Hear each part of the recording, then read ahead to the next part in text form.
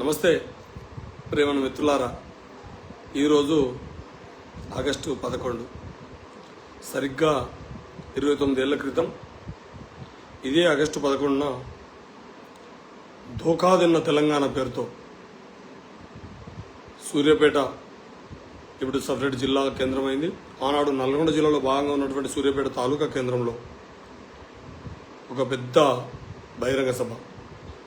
తెలంగాణ 69 ఉద్యమం తర్వాత 72లో ఓ ప్రయత్నం చేసి తర్వాత 90వ దశకం నుంచి ప్రారంభమైనటువంటి తెలంగాణకు అన్యాయం ఎట్లా జరిగింది, తెలంగాణ రాష్ట్రం అవసరం అని చెప్పి రకరకాల వేదికలు, తెలంగాణ ఇన్ఫర్మేషన్ పేరుతో, తెలంగాణ స్టడీ ఫోరం పేరుతో, తెలంగాణ ఇంటలెక్చువల్స్ ఒక ప్రయత్నం చేస్తున్న తరుణంలో 1995 మే 17 కామ్రేడ్స్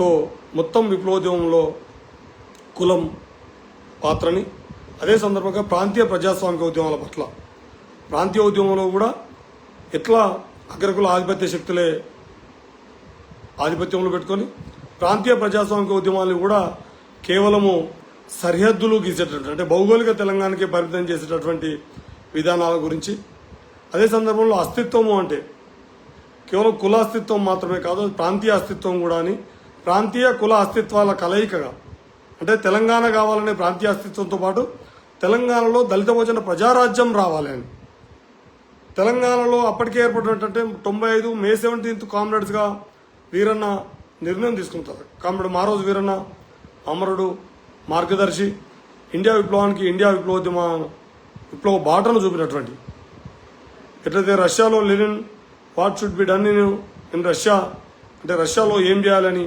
చెప్పినట్టే ఇండియాలో ఏం చేయాలని ఒక నిర్దిష్ట కార్యక్రమంతో ఒక విశాలమైనటువంటి విస్తృతంగా అధ్యయనం చేసి ఈ ఇండియా యొక్క ఏ చరిత్రనైనా సరే మార్చాలంటే, చరిత్రగతిని మార్చాలన్నా, ఆ దేశంలో విప్లవం రావాలన్నా, ఆ దేశానికి సంబంధించినటువంటి మొత్తం సంవత్సరాల తరబడి లేదా వారసత్వంగా ఆ దేశంలో జరిగినటువంటి చారిత్రక ఆధారాల్ని, ఆ చరిత్రకు సంబంధించినటువంటి మొత్తం వివరాల్ని, ప్రధానంగా ఎట్లా మార్క్స్ చెప్పినట్టుగా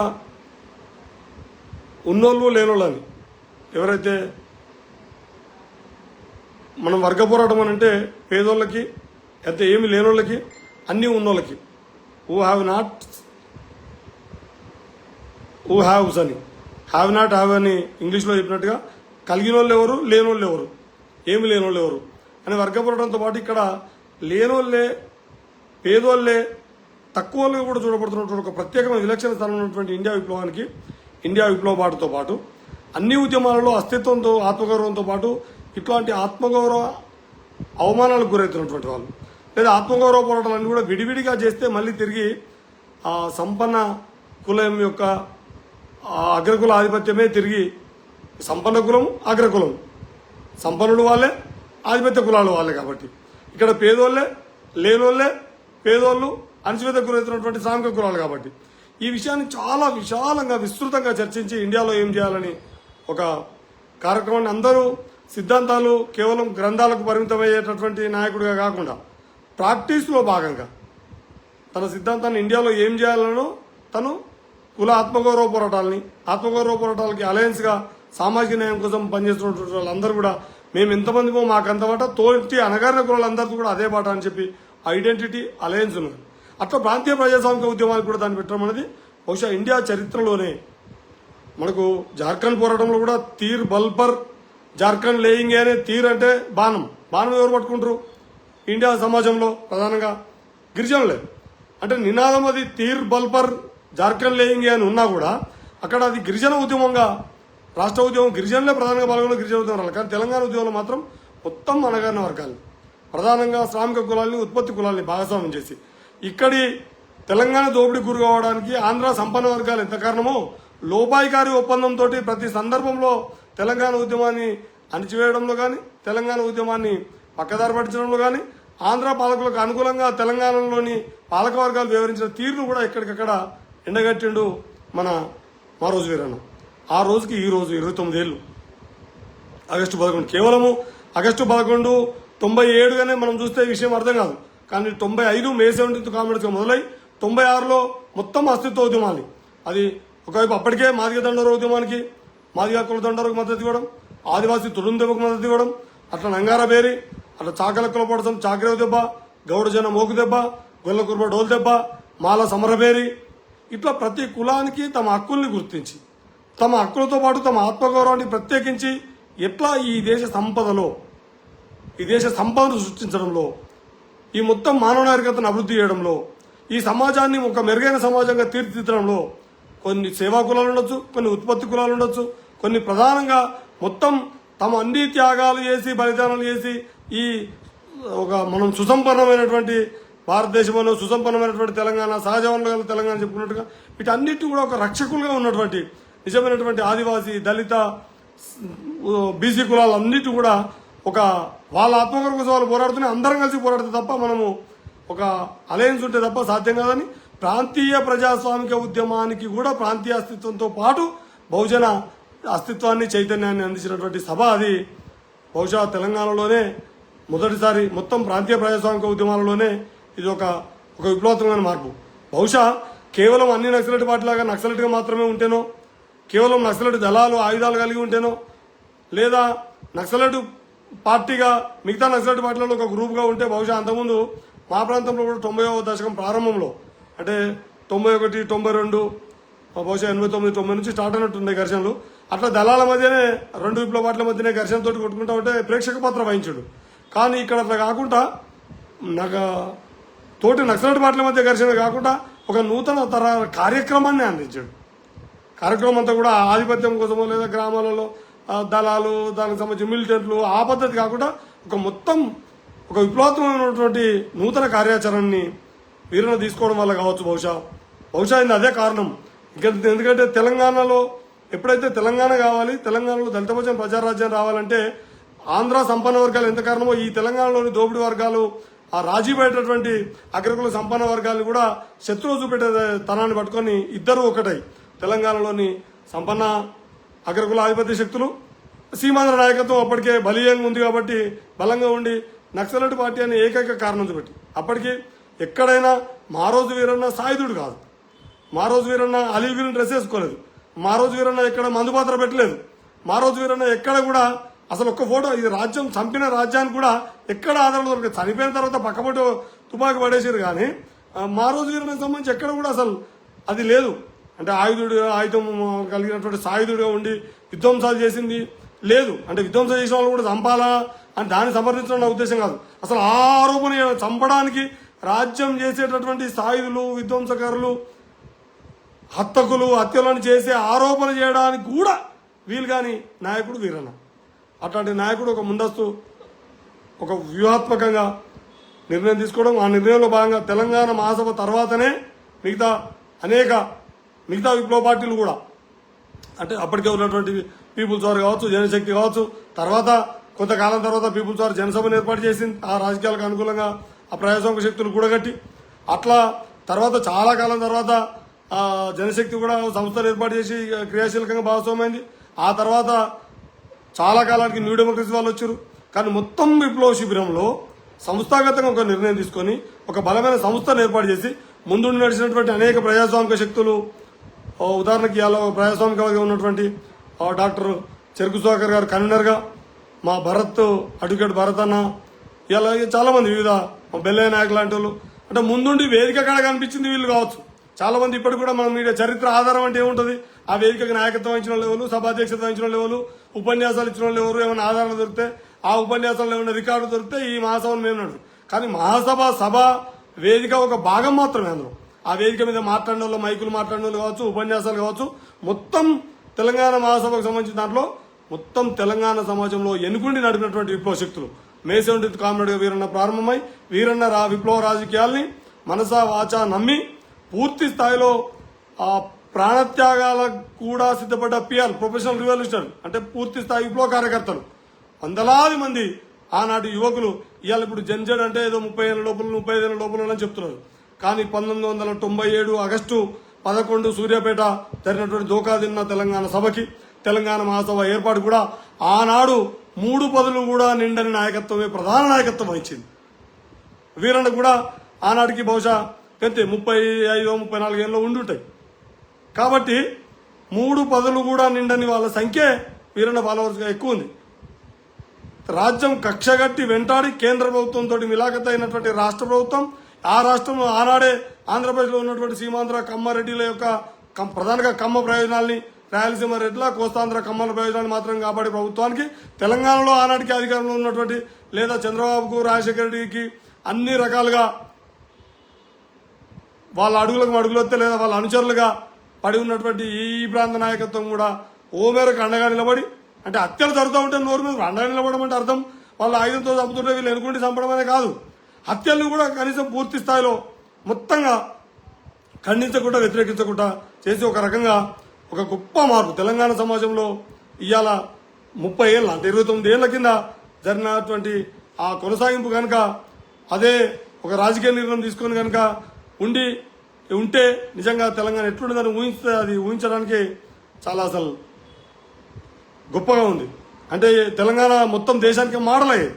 అట్లా దేశవ్యాప్తంగా కూడా ఇవాళ ఎట్లయితే ఒక కాక్రోచ్ పేరుతో ఏర్పడినటువంటి పార్టీ ఢిల్లీ జంతర్ మంతర్లో చేసినటువంటి పోరాటాన్ని ఇట్లా దేశమంతా ఇన్స్పైర్గా తీసుకొని మాట్లాడుతున్నారో, బహుశా కొంతకాలం కనుక మనం దాన్ని కాపాడుకొని నిలబెట్టుకొని ఉంటే ఈ తెలంగాణ సమాజం కూడా పూర్తి స్థాయిలో అంటే ఒక ప్రజా సంఘాల రూపంలో వచ్చి దాని పార్టీని పూర్తి స్థాయిలో అందుకోకముందే నష్టం జరగడం.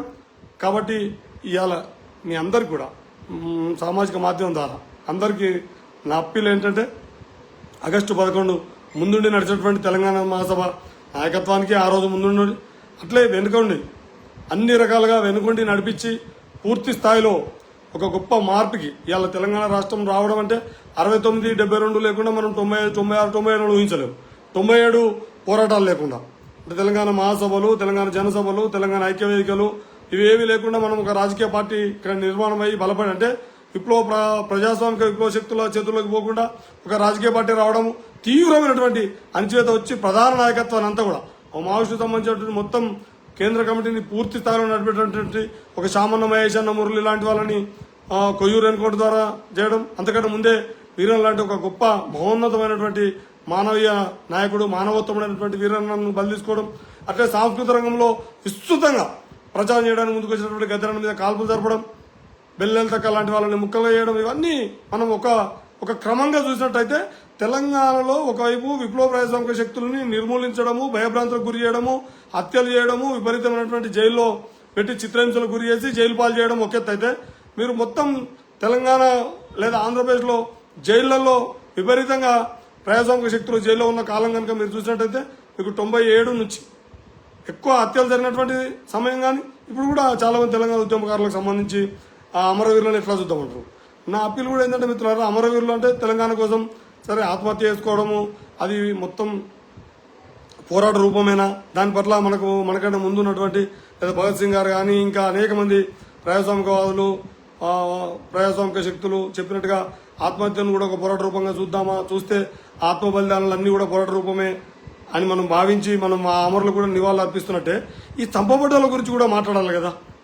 90 తర్వాత నుంచి 2001 లేదా 2005 ఆ దశాబ్ద కాలంలోనే 1000 మందికి పైగా, ఒక్క 97 నుంచి 99 2 సంవత్సరాల కాలంలోనే సుమారు 500 మందికి పైగా చంపబడ్డ వాళ్ళ గురించి కూడా ఇలా తెలంగాణ ఉద్యమంలో ఉన్నటువంటి ఇప్పటి తరానికి కూడా మనం చెప్పాల్సిన బాధ్యత ఆ రోజు భాగస్వామ్యమై పనిచేసిన వాళ్ళతో పాటు ఈ రోజు ఇప్పుడు ఆలోచిస్తున్న తరం కూడా ఒక్కసారి వెనక్కి జరిగి చరిత్ర మనం ఎట్లయితే ఇండియా చరిత్రని చార్వాకులు, లోకైతులు లేదా ఆర్యల దండయాత్ర తర్వాత సిండస్ వ్యాలీ ఎట్లా విధ్వంసానికి గురైంది, లేదా ద్రవిడ జాతి మీద ఆర్య జాతి పెత్తనం గురించి ఎట్లా మనం మాట్లాడుకుంటున్నాము, అట్లే మొత్తం సాంస్కృతిక విప్లవానికి సంబంధించి ఒక ఆధ్యాత్మిక సాంస్కృతిక విప్లవం కూడా ఎట్లా వచ్చింది, ఎట్లా బౌద్ధం ఎట్లా మొత్తం సనాతన హిందూ సాంప్రదాయం మీద యజ్ఞాల యాగాల పేరు మీద జరుగుతున్నటువంటి విధ్వంసాల మీద లేదా పశువుల హత్యలతో పాటు మొత్తం సంపదని యాగాలు హోమాల పేరుతో జరుగుతున్నటువంటి విధ్వంసాలు వ్యతిరేకంగా వచ్చిన బౌద్ధం తిరుగుబాటుని,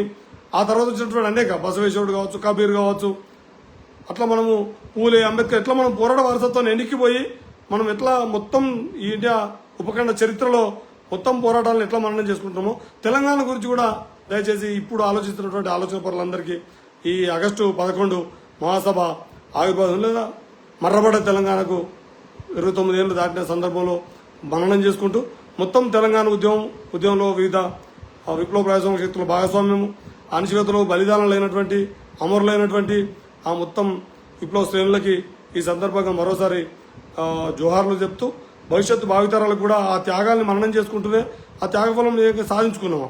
నిజంగానే నీళ్లు నిధులు నియామకాలంటే మన త్యాగలేని ఆత్మగౌరవం కూడా. ఆత్మగౌరవం అంటే ఏంటి? అస్తిత్వం అంటే ఒక స్వయం పాలన అంటే అర్థమైంది.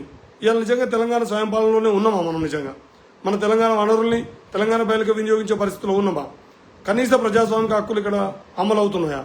ఇక్కడి సంపద ఇక్కడి వనరుల్ని ఇప్పటికీ ఇంకా సామ్రాజ్యవాదులకో లేదా ఉత్తరాది ఉన్నటువంటి మొత్తం కార్పొరేట్ శక్తులకో లేదా ఉత్తరాది అనడం కంటే కూడా ఆ గుజరాతీ మార్వాడీలకి తాకట్టు పెడుతున్నారా? నిజంగా అవుతుందా అట్లేమన్నా? దాన్ని కూడా మనం పరిశీలించాల్సినటువంటి అవసరం ఇప్పటి తరానికి అందించాల్సినటువంటి బాధ్యత ఆ రోజు భాగస్వామ్యమైన వాళ్ళకు ఉంది. ఇప్పటి తరం కూడా విజ్ఞులైనటువంటి ఓ విద్యావంతులారా, ఓ మేధావులారా, ఓ ప్రజాస్వామికవాదులారా, ఒకసారి మన తెలంగాణకు ఉన్న ప్రత్యేక చరిత్ర, ప్రత్యేక పోరాట చరిత్ర, ప్రధానంగా మల్లివిడత పోరాటంలో ఎట్లయితే 69 తిరిగేస్తే 96 అని మనం చెప్పుకున్నట్టుగా 96 తర్వాత నుంచి క్రియాశీలకంగా పనిచేసినటువంటి ఉద్యమ నాయకుల పట్ల, త్యాగదనుల పట్ల మనం కూడా ఆలోచించి ఆ త్యాగదనులు నివాళులు అర్పిస్తూనే ఆ త్యాగ ఫలం తెలంగాణ రాష్ట్రం ఏర్పడితే ఈ ప్రాంతంలో ఉన్నటువంటి శ్రామిక కులాలకి, ఉత్పత్తి కులాలకి, అణగారిన వర్గాలకి అధికారంలో వాట దక్కుతుంది. అంబేద్కర్ కూడా కలలుగానేది ఆర్టికల్ 3లో పెట్టింది. చిన్న రాష్ట్రాలు పాలనా సౌలభ్యంతో పాటు చిన్న కులాలకి అధికారం అందుతుంది అని చెప్పినట్టుగా మనకు అంబేద్కర్ రచనల్లో కానీ అంబేద్కర్ ఆలోచన విధానం తెలిసినటువంటి అంబేద్కరిస్టులు అందరూ చెప్తున్నమాట.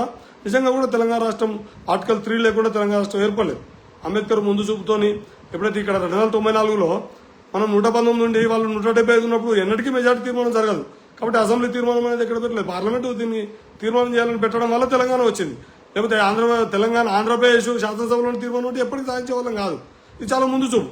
కానీ ఈ ముందు చూపానికి ఇంకొకటి కూడా ఉంది. చిన్న రాష్ట్రాలు ఏర్పడితే చిన్న కులాలకి అధికారంలో వాటా దక్కుతుందని చెప్పి, చిన్న కులాలకు అనుకూలంగా ఉంటుందని చెప్పిన రెండవ కోణం కూడా ఉంది. ఈ ఒకటి దశ ఓకే, పార్లమెంటు ద్వారానే తెలంగాణ ఏర్పడడం, శాసనసభల అనుమతి అక్కర్లేదని చేయడం ఓకే. కానీ నిజంగా చిన్న కులాలకు తోడ్పాటు అందిందా? చిన్న కులాలు మనం ఆశించిన స్థాయిలో, చిన్న కులాలు అంటే కింది కులాలు, సంఖ్యాపరమైన చిన్న కులాలని కాదు, ఆధిపత్యం వల్ల అణచివేతకు గురై అధికారానికి సంపదకు దూరమైనటువంటి కులాలు అవి నిజంగా ఉన్నాయా? కనుచూపు మేరలోనే ఇంకా కనీసం ఒక ఫార్మేషన్ జరగాలి కదా, రీఫార్మ్ జరగాలి కదా. రీఫార్మ్ జరుగుతుందా? ఒక దశ నుంచి ఒక దశ కలిసి రెండవ శ్రేణి కానీ పూర్తిగా మన కాన్శీరామ్ గారు చెప్పినట్టు, మారోజు గారు చెప్పినట్టు మొత్తం తలకిందులు కాకపోయినా సరే కానీ కనీసం పడుకోబెట్టినట్టన్నా అయ్యే పరిస్థితి ఉందా? కొంచెమన్నా ఒక మెట్టు కింది కులమన్నా ఒక మెట్టు అన్నా పైకి రావడానికి కొంచెం వాటానన్నా పెంచుకోవడానికి. గతంలో ఉదాహరణకు మనం 60% ఆధిపత్య కులాలు ఎమ్మెల్యేగా ఉన్నాయనుకో, ఇప్పుడు అది 40% తగ్గినా, లేదా బీసీలు గతంలో ఎస్సీ ఎస్టీలకు అయితే చట్టబద్ధంగా రిజర్వేషన్లు, రాజ్యాంగబద్ధంగా సంఖ్యాపర రిజర్వేషన్ ఉన్నాయి. బీసీలకు సంబంధించి కనీసం ఉమ్మడి ఆంధ్రప్రదేశ్లో ఉన్నప్పుడు ఉన్న ఎమ్మెల్యేల సంఖ్య కంటే, పర్సంటేజ్ కంటే ఏమన్నా చిన్న రాష్ట్రం ఎప్పటికీ అక్కడ ఆంధ్రప్రదేశ్లో కానీ ఇప్పుడు తెలంగాణ కానీ ఏమన్నా పెరిగినామా? మనం పెరిగినరా? ఇంకా కనుచూపు మేరలో భవిష్యత్తులోనే ఏమన్నా అట్లాంటి అవకాశం కనబడుతుందా? కనబడకపోతే మనము రాష్ట్రం తెచ్చుకొని వృధా అనలేము. కానీ ఆ త్యాగ ఫలం, త్యాగధనులు ఆశించినటువంటి ఆ త్యాగ ఫలితంలో దాన్ని అందుకోవడం చేసేటటువంటి సంఘర్షణలో ఎక్కడో ఈ తరం కూడా వెనుకబడి ఉన్నట్టే అవుతుంది కదా. రాష్ట్రం వరకు సాధించుకోం. మనం అందరం అప్పుడు చాలా మంది చెప్పారు, తెలంగాణ అయితే రానితి, భౌగోళిక తెలంగాణనే వస్తుంది అని సిద్ధాంతీకరించి చెప్పారు. అవును, భౌగోళిక తెలంగాణ వచ్చిన 12 ఏళ్ళు కదా. 12 ఏళ్ళ పోరాటం 97 నుంచి మనం ఆలోచిస్తే, 96, 97 నుంచి ఆలోచిస్తే 2014 దాకా తెలంగాణ రాష్ట్రం ఏర్పడడానికి మొదటి దశాబ్దం విప్లవ ప్రజాస్వామిక శక్తులు అయితే, ఆ తర్వాత రాజకీయ శక్తులు పూర్తి స్థాయిలో ఉండి పార్లమెంటు కేంద్రంగా, ఎన్నికల కేంద్రంగా చర్చ. మొదట్లో ఉద్యమాల కేంద్రంగా చర్చ జరిగి తర్వాత ఎన్నికల కేంద్రంగా చర్చ జరిగింది.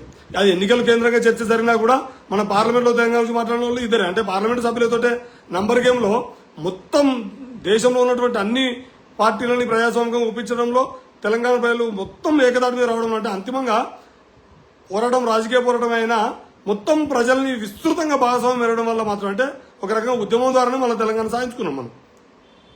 కాబట్టి ఇప్పుడు కూడా తిరిగి సాధించుకున్న తెలంగాణలో మన వాటాను దక్కించుకోవడం అంటే, లేదా ఒక స్వయం పాలనను సాధించుకోవడం అంటే, లేదా ఇక్కడ సహజ వనరులన్నీ ఈ ప్రాంత భూమిపుత్రులకే దక్కాలంటే కూడా బహుశా మరి దశాబ్దం సరిపోదా? 12 ఏళ్ళు దాటి 13 ఏళ్ళు అడుగు పెడుతున్నట్టున్నాం. కాబట్టి మిత్రులారా, మనం మలి విడత పోరాటం అంటే 69-72లో లేదా అణచివేతకు గురై నినాదం ప్రధాన స్రవంతిలో కాకుండా అప్రధానమైన దశలోంచి మళ్ళీ ప్రధాన ఎజెండాగా మారడాన్ని మలి విడత పోరాటం అంటున్నాం. మరి ఇప్పుడు దీన్ని 3వ విడత పోరాటం అందామా, తెలంగాణ రాష్ట్రంలో మలి విడత పోరాటం అందామా, సాధించుకున్న రాష్ట్రంలో మలి విడత పోరాటం అందామా? కాబట్టి ఆ మహాసభ స్ఫూర్తిని అందించి ఈ దేశంలో ఒక కీలకమైనటువంటి నూతన విప్లవబాటును అందించినటువంటి అమరుడు వీరను అందించినటువంటి ఆ స్ఫూర్తిని ఇప్పటి ఈ తరానికి అందించే విధంగా దశాబ్దం దాటినా మనం అనుకున్న కళలు సఫలం కాలేని ఈ నేపథ్యంలో సమరానికి సిద్ధమవుతూ విస్తృతంగా ప్రజల్లో ఆ త్యాగాలను ఎత్తిపడుతూనే మనం ఈ పూర్తి సహజ వనరుల మీద సామాజిక న్యాయం దక్కడం, సామాజిక న్యాయం అంటేనే అది కదా, సామాజిక న్యాయం దక్కడం కోసం మరోసారి ఆగస్టు 11ను మననం చేసుకుంటూ జోహార్ తెలంగాణ అమరులకి, సాధిద్దాం. ప్రతి సందర్భంలో అమరులకు జోహార్లు అనగానే వచ్చే రెండవ నినాదం అమరుల ఆశయాల్ని కొనసాగిస్తామని.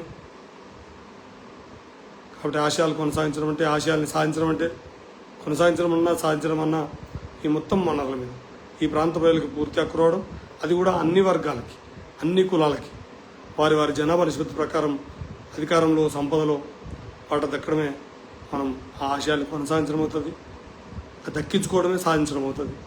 అటువైపుగా మరోసారి కళ్ళల్లో ఆ రోజు డిగ్రీ సెకండ్ ఇయర్ అనుకుంటే బహుశా 97 నాటికి డిగ్రీ సెకండ్ ఇయర్ నుంచి ఫైనల్ ఇయర్కి అడుగుపెట్టిన సంవత్సరం 97లో పూర్తయింది. 95-97 నా డిగ్రీ.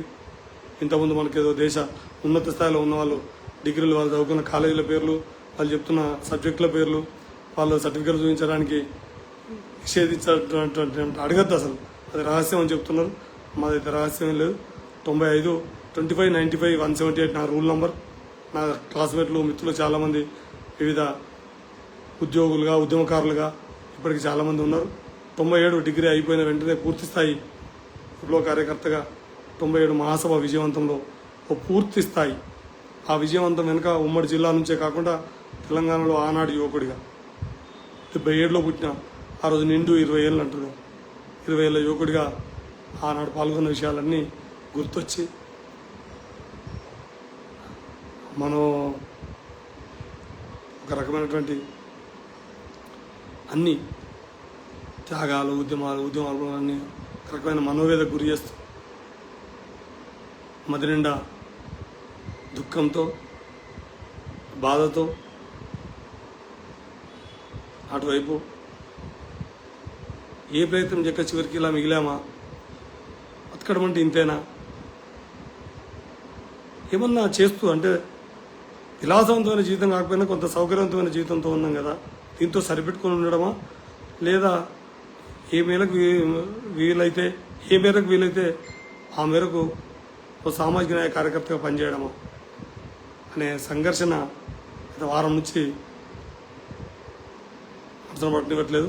అందుకే ఇప్పుడు ఉన్నటువంటి దాంట్లో ఏకైక మార్గం అభిప్రాయాలు పంచుకోవడానికి సామాజిక మాధ్యమం సోషల్ మీడియానే. కాబట్టి సోషల్ మీడియా ద్వారా మీతో అభిప్రాయాలు పంచుకుంటూ మన వ్యక్తిగత చొరవ, వ్యక్తిగత అభిప్రాయాలు కూడా